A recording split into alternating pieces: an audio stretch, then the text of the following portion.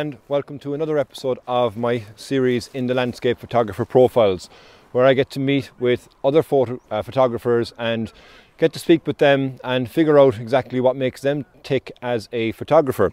And this weekend I'm in Snowdonia, and I took the opportunity to record an episode with a photographer by the name of Reuben Fields.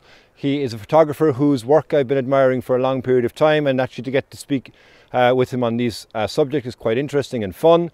And obviously spend the weekend as well. I've learned quite a lot of details about the man that is Reuben Fields. So I'm going to start this here. You're going to see 3 images from Reuben's portfolio. You'll see the 5 questions, and then at the very end I'll show 3 images from Reuben's weekend shooting here with me.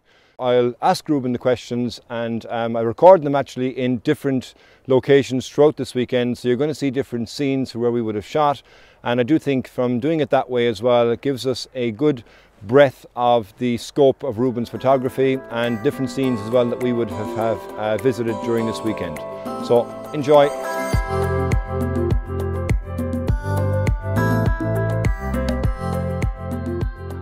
I would describe my style as being varied. I love the coastline, the cliffs, lighthouses, so seascapes would be one of my favourite type of styles. I also like woodlands, trees, forests as well as some architecture photography and mountain views with elevated views too. So I don't like to box myself into one specific style, just whatever I feel is right in the moment.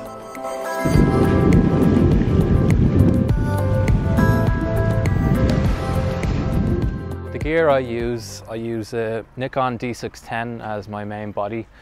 The lenses I have are a Nikon 16-35 f4 lens. That would be the lens I use 90% of the time that stays on my camera. I have another 20mm lens, it's an f1.8 Nikon, which I would use for some daytime shots because it has a really good sunburst or astrophotography as well. And then I have a Sigma 70-200 f2.8 just for getting in and cropping in on the landscape. I also have a Samyang 14mm for just getting that bit wider, but I find the 16-35 is good because I use a 100mm filter system on it.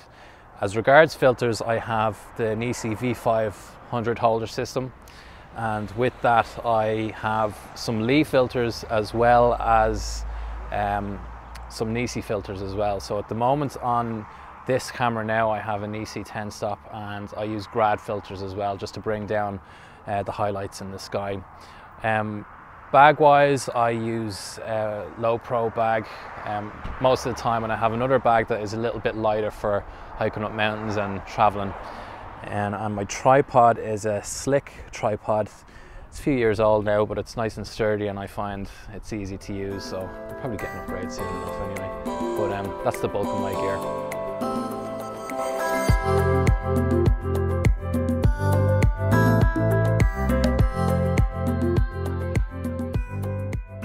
So how I would typically take a shot is, obviously first I like to prepare my shots. There's 2 key elements for this. For me, I like to prepare my shots sometimes, and sometimes I like taking a spur of the moment shot. So that all depends on the location I'm in. If there's a specific spot or location that I'm after, I will do my preparation online. I'll use the Photographer's Empress app to check where the sun is going to line up, check the tides, just have an idea of how my shot will look. And then when I arrive at a scene, I assess my composition. I often dictated by the light. Obviously as photographers the light is key, so light, composition, they would all come into play on how I would take a shot. What I would do when I'm typically setting up is not put the camera on the tripod first. I would just have it handheld, look through the viewfinder, find what I'm happy with composition wise, and then maybe set up and put it on the tripod. If it's a long exposure, I'll use the filters to get that nice blur in the water, motion in the sky. If it's a long exposure, using a 10 stop.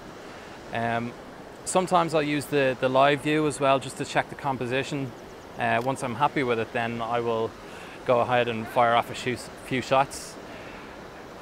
If it's a case where I'm using a wide angle lens, in this case it's a long lens, so I'm kind of getting that compression into a scene here down a gorge. But if it's a wide angle shot, what I tend to do is in the foreground I will set up my lens to get the focus on the foreground first. Then I will set up the shot to be in focus in the distance, and then maybe blend the two in Photoshop later, just so I have a sharp image throughout. So when I'm setting up a shot, I'll look to see the scene and I'll either decide whether it's a wide angle shot or a long lens shot for compression. So that's how I would typically go about taking a shot.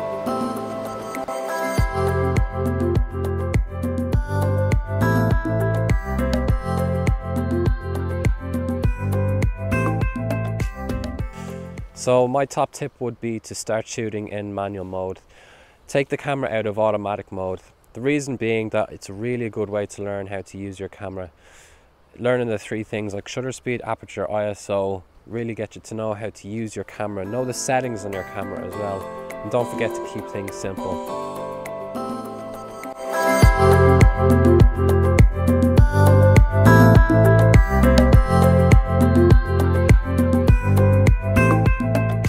Best advice I have ever received is just to enjoy my photography. I learned mainly on my own, but through the help of some extended family who are professional photographers, and they told me just enjoy what you do. When you enjoy what you do, you get happiness out of it and the results show. So that would be the best advice I ever received, and it's worked.